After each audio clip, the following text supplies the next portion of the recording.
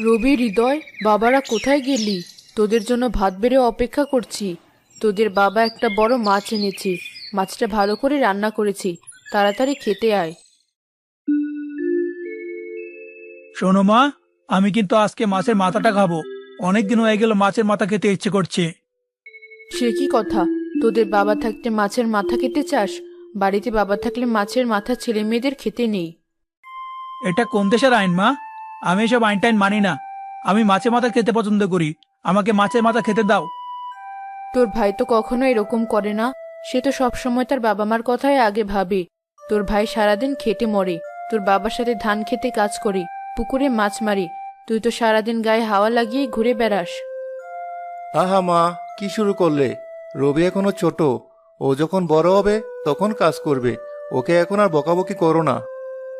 ওকে আর লাই দিয়ে মাথায় তুলতে হবে না। লাই দিয়ে দিয়ে ওকে নষ্ট করেছিস।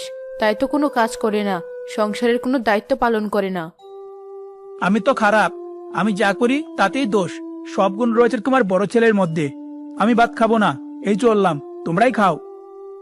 রবি, লক্ষ্মী ভাই আমার, খাবারের থালা ছেড়ে উঠতে নেই। এতে সংসারের অকল্যাণ হয় ভাই। লক্ষ্মী ছেলে, খেয়ে নে। আজকে আমি তোকে বিকেলে মেলায় নিয়ে যাব। সেখানে তুই যা ইচ্ছে তাই কিনিস। সত্যি বলছো ভাই? সত্যি তুমি আমাকে মেলায় নিয়ে যাবে? ঠিক আছে, আমি এই তো খেয়ে নিচ্ছি। কিন্তু মা শোনো, আমার সাথে আর কখনো এরকম খারাপ ব্যবহার করবে না।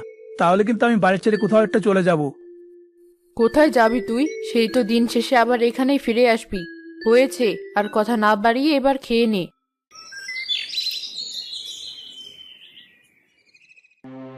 কিরে হৃদয়, একা মাঠে কাজ করতে এলি? তোর ছোট ভাই রবি কোথায়? ওকে সারাদিন গায়ে এভাবে হাওয়া লাগিয়ে বেড়াবে? সংসারটা কিভাবে চলবে শুনি? আমারও তো বয়স হয়েছে। একা একা আমি আর কদিক সামলাবো? এবার দুই ভাইকে এসব দায়িত্ব নিতে হবে। রবি আসতে রাজি হলো না বাবা। ও মনে হয় বাইরে কোনো কাজে গেছে। ঠিক আছে, আমি আজকে না হয় ধান খেতে কাজ করে দিচ্ছি। তুমি বাড়িতে গিয়ে বিশ্রাম নাও। বাইরে আবার কিসের কাজ? এসব আমার একদম ভালো লাগছে না। ওর এসব অবহেলা আর অলসতার জন্য জীবনেও কিছুই করতে পারবে না।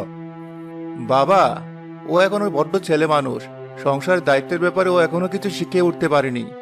যখন বড় হবে তখন ঠিক দেখবে, সংসারের কথা ভাববে। মহাজনের কাছে আবার কত টাকা ঋণ? জমিটা বন্ধক নিয়ে টাকা এনেছিলাম। তোর মার চিকিৎসা করিয়েছিলাম। এই টাকা যদি সময় মতো শোধ করতে না পারি, তাহলে এই বাড়িঘর সবকিছু নিলামে উঠবে। বাবা, তুমি কোনো চিন্তা করো না তো। দরকার হলে আমি জঙ্গলে কাঠ কাটার কাজ করব। কাঠ কেটে বাজারে বিক্রি করলে নাকি